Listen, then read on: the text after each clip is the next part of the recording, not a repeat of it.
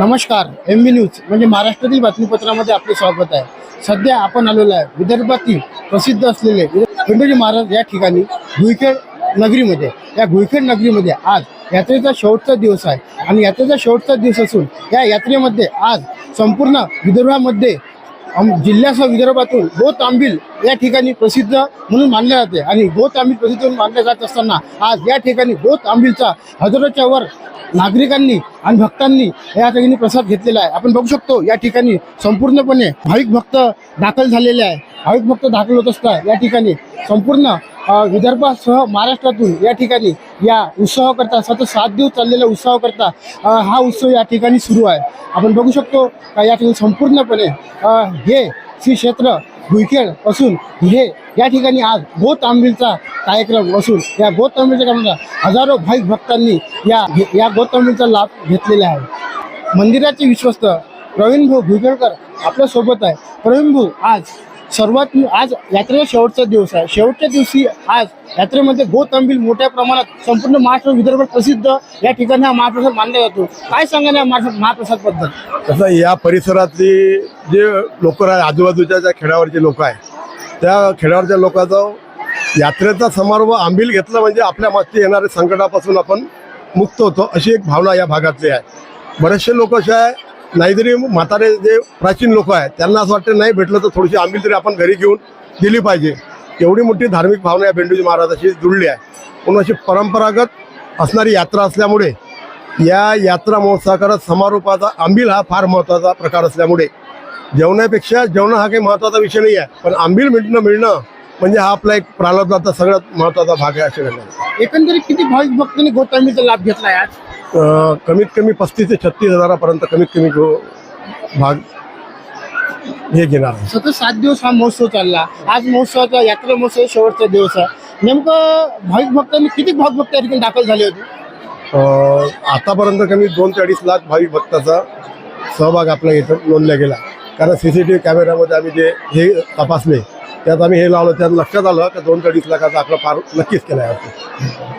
आणि सतत 7 दिवस महाशिवपुराण असताना जेवण राहते 7 दिवस आणि अष्टमीचा काल असते त्या दिवशी महाप्रसाद राहते आणि गावातल्या आणि परिसरातल्या लोकांसाठी गोत आंबीलचा हा कार्यक्रम महत्त्वाचा असतो। या परिसरामध्ये आजूबाजूच्या ज्या 30-40 खेड्यामध्ये आहे कोणीच जण आपल्या कामाला जात नाही, पण महाप्रसादाचा आंबीलाचा प्रसाद यासाठी निश्चित येतो।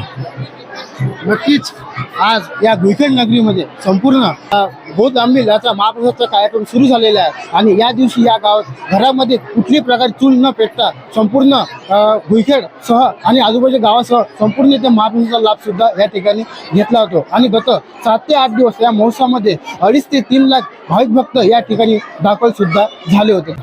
या ठिकाणी काही भाविक भक्त सुद्धा दाखल झालेले आहेत, त्यांच्यापासून आपण जाणून घ्या नेमकं आज गोत आंबील आहे। काय सांगाल आज भव्य असा महाप्रसाद या ठिकाणी? आंबीलचं एवढं महत्व आहे की सगळे खेड्यापाड्याचे लोक या महत्वाने इथं गर्दी करतात आणि महाप्रसाद घेतात। सगळे मोठ्या प्रमाणात लोक येतात आणि हे एवढं प्रसिद्ध स्थान आहे का कुठून कुठून दुरून दुरून लोक येतात इथे गुईखेडला।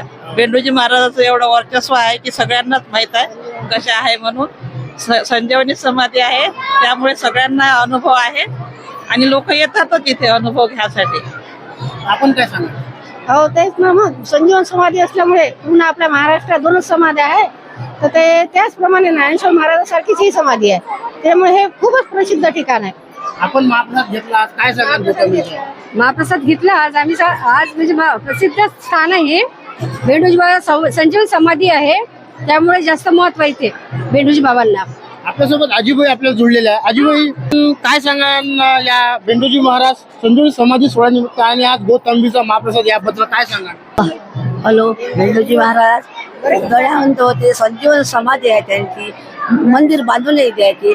आरवीच्या मायाबाई आल्या, मायाबाई बाबाला जाग्यावर बसवलं, अरे असा नको करू भेंडू, तू पराचार करायचा आहे, तू रत्ती मधी वाचो नाही काही तर मोठे पे लाग नको घेऊ, तू काम करते ते काम करू दे, त्यांना तुझा जय जयकार करायचा आहे। बाबा म्हणजे मला नको मंदिर बांधायला सुरू केलं, कोणती इमारत पडे, कोणती भिंत पडे, कोणता तो बिमार पडे कोणता बांधणेवाला, मग मायाबाई आल्या, मायाबाईनं त्याला आरबीच्या मायाबाईनं आशीर्वाद दिला, बेल्या तू असं करू नको, तू पूर्ण काम होऊ दे, झालं संपूर्ण. तर बघत राहा एमी न्यूज. एमी न्यूजला लाईक करा, सबस्क्राईब करा आणि विविध बातम्या बघण्यासाठी www.eminews.in वर भेट द्या. धन्यवाद.